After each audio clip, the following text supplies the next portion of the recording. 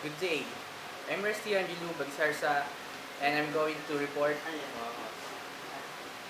the lesson about theories of art. First, what is valuable about art? So, this question has been used to guide us through and adjudicate between the competing claims of hedonism, aestheticism, expressivism, and cognitivism, and the arguments of major philosophers associated with this position. So,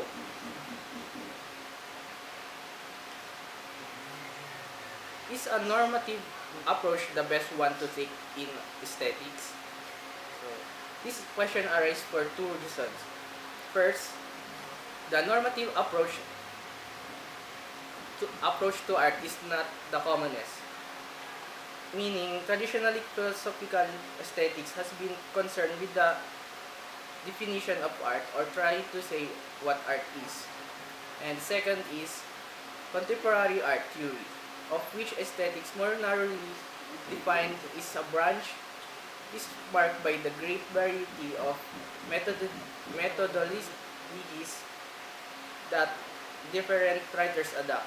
These are not just alternatives, they are usually in express competition.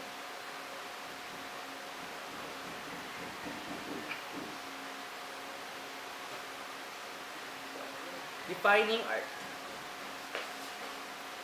According to Clive Bell, either all works of visual arts have some common equality, or when we speak of works of art, we gibber. Everyone speaks of art, making a mental classification with which he distinguishes the class work of art from all other classes. What is the justification of this classification? What is the quality common and peculiar to all members of this class? Whatever it be, note that it is often found in company with other qualities, but they are adventitious. It is essential. What is the quality? What quality is shared by all sub-objects that provoke our aesthetic emotions? What quality is common to Santa Sofia and the windows of Charles, Mexican sculpture, expression bow, Chinese carpets, Giottos, frescoes, and at Padua, and the masterpiece of Giuseppe della Francesca and Design. So, so the answer to his own question is that what is shared by all works of art is defined form, meaning yung pagiging common nila, and what is he takes to be the central problem of aesthetics is the primary concern here. So he gives expression to a general aim found in many writers, namely the hope of formulating a definition of art that will state the necessary and sufficient condition for something being properly classified as a work of art. And according to the same K. Langer, also a leading figure in 20th century aesthetics, makes bold to offer a definition of art which serves to distinguish a work of art from anything else in the world. Art is the creation of forms symbolic of human feeling.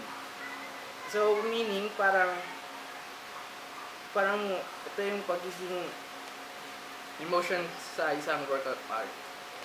And according to E.F. Carrit, if we find ourselves unable to accept it, we should have either to say that the explanation of beauty is still rather undiscovered, or to accept the alternative, that beautiful things have no other common and peculiar quality which makes them beautiful. So, Carrit assumes that theory in aesthetics can take only the form of specifying a definition characteristic, and that if no such theory can be formulated satisfactorily, aesthetic has failed. So, this assumption that the theory must be a definition of the concept art characterizes a whole approach to philosophical aesthetics. And and although philosophers since Plato have talked about art and have frequently followed Plato in the search for philosophical definition, it would not be an exaggeration to say that Kant was the founder of aesthetics as it generally been understood. And next is according to W.B. Galli.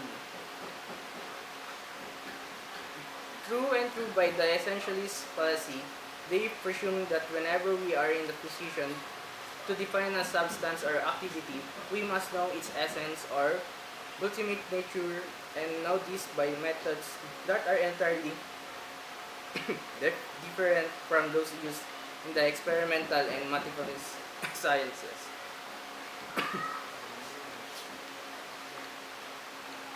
Next, and according to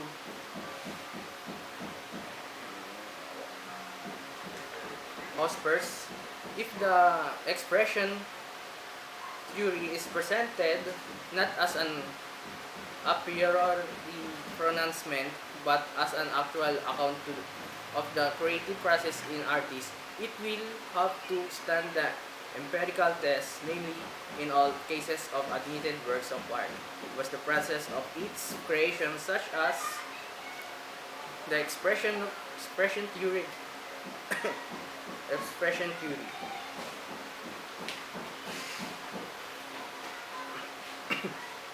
So that the generally opposing philosophical doctrines of idealism and empiricism may both accommodate the traditional project of state aesthetics is clear testimony to how dominant an approach this has been.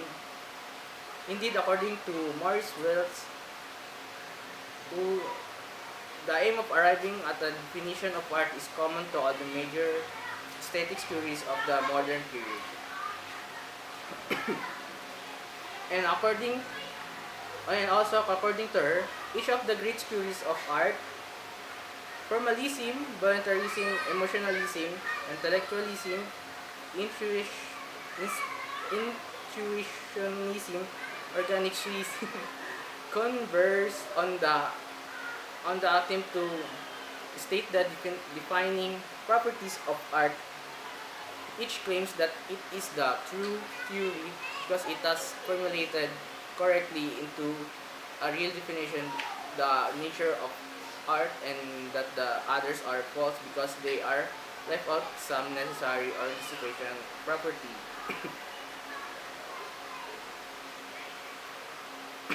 He shares Galli's view that his search for definition is essentialist and therefore impossible, although he thinks it may still serve a purpose. But essentialist or not, the marks of its failure are unmistakable. No theory of this sort has met with universal or even very widespread approval. And according to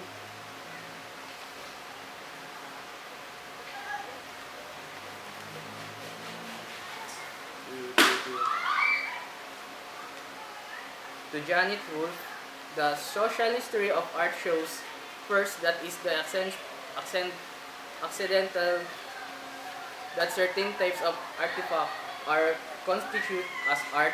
Secondly, it forces us to question distinction traditionally made between art and non-art. For it's clear that there is nothing in the nature of the work or of the activity which distinguish it from other work and activities with which it may have good deal in common. Her point is that what is regarded as art at any one time is the outcome of social influence, not the nature of the art object themselves.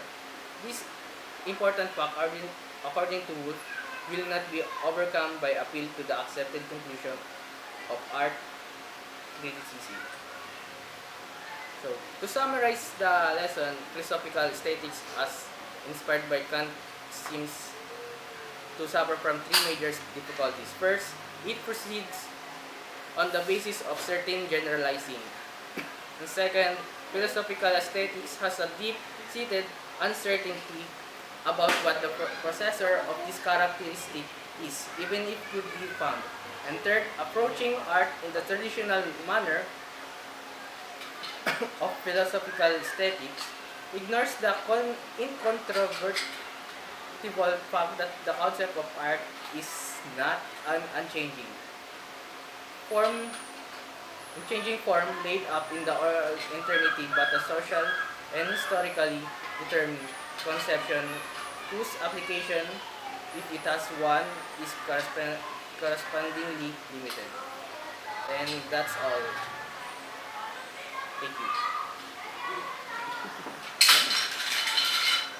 Okay. So, ang report ko is Theory of Art by Derrida, Deconstruction and Postmodernism. So, structuralism has its difficulties, of course. In fact, it is probably correct to claim, as Edith Kurzweil does in The Age of Structuralism of 1980, that the age of structuralism is over. The reason for its decline may have as much to do with intellectual passion as with its intellectual problem. So, pinapakita dito. So, sinasabi dito na sa ngayon, nagbibigay yung structuralism, nagbibigay ng informasyon para hanapin yung mga problema. So, yung unang problema is, first, Levi-Strauss' universal system of binary opposites, light, dark, good, and bad, and so on, after a promising start, ran into innumerable difficulties which could only be resolved by retreating to a degree of complexity that removed most of its theoretical power. So, konti lang interesado kay Levi-Strauss dahil nga sa mga binary opposites niya at wala pang naging matagumpay sa pag-encourage nito sa mga rules tsaka principles. That's next na problem naman.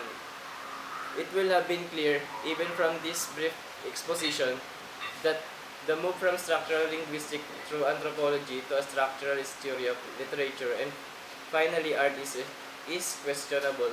To treat music, for instance, as comparable to a natural language is mistaken.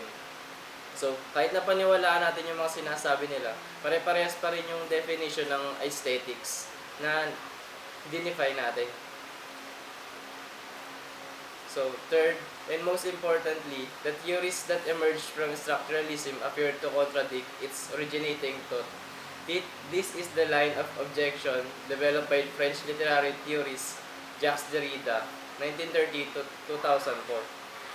Perhaps the major influence on post-structuralist thought.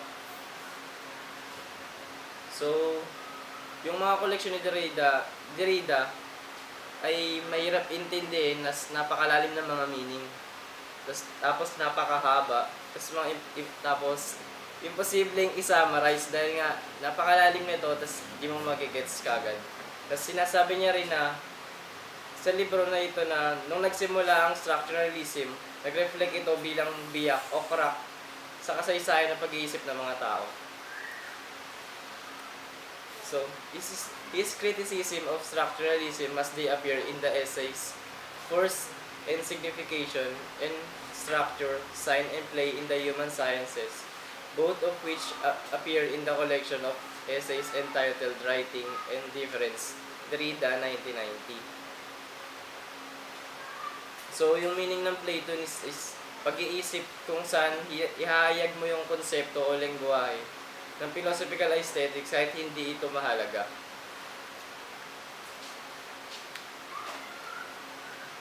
A Platonist view of language thinks of words and signs as substitutes for the things they signify, and further thinks that this transcendental object are the fixed century on which structures of thought and language are built. The substitute does not does not substitute for anything which has somehow existed before it. Henceforth, it was necessary to begin thinking that there was no sentry, that the sentry was not a fixed locus but a function, a sort of non-locus in which as infinite number of sign substitution come into play. This was the moment when in the absence of sentry or origin, everything becomes discourse. So sinasabi ni Derrida dito, ang mga theories na nakaisip ng mga lengguwahe natin at ang external world ay may dalawang magkaibang meaning. Tapos sinasabi din ni Derrida, may mga sinusuporta dito ay hindi tinutuloy yung mga basic insight ng structuralism para sa kanilang reasonable decision. We say that structuralism lies within and on the difference between its promise and its practices. So next naman is yung normative theory of art. So, there is no such thing as an essential form or universal idea called art, which those things properly called works of art realize. Consequently, this distinction between art and non-art is not a reflection of a reality independent of our thinking about art. In the words, art and non-art are not substitutes for or signs of something that pre-exists them. So, sinasabi dito na hindi natin may interpret ang kaibahan ng dalawang ito. Yun nga, yung non-art tsaka art. Walang sino man ang nakakapag-interpret nito normatively. Sinasabi din, ang kaibahan ng art at non-art ay hindi pagkatuklas kundi isang recommendation. So, is work of art a descriptive or an evaluate level? Pareho sila, descriptive tsaka evaluative. Halimbawa yung mga paintings na mga sensual tsaka yung mga nobela na tsaka yung mga nobelang medyo may kalong kabastusan, hindi pornography yung tawag dun, pero work of art. Hindi nila sinasabi kung ano ito, pero nagbibigay ito ng natural na kalagayan at evaluasyon mo. Thus next, a determination is not a definition because a definition excludes possibly examples by delimiting the objects of at the outset, which is what Hospers complains of. A determination is a theory, a framework of universal explanation, which then must demonstrate its own explanatory power through its differences and an instantiation. So, nagsasuggest ng ibang approach in aesthetic art theory. Una, pagpapatigil sa pagpursige at sa mga konsepto na pwede i-apply sa pag-judge sa work of art.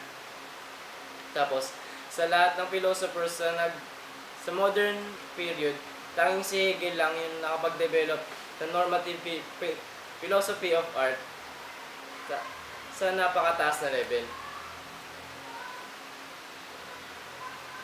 Tapos, next for Schopenhauer, there is no distinction between art and art proper.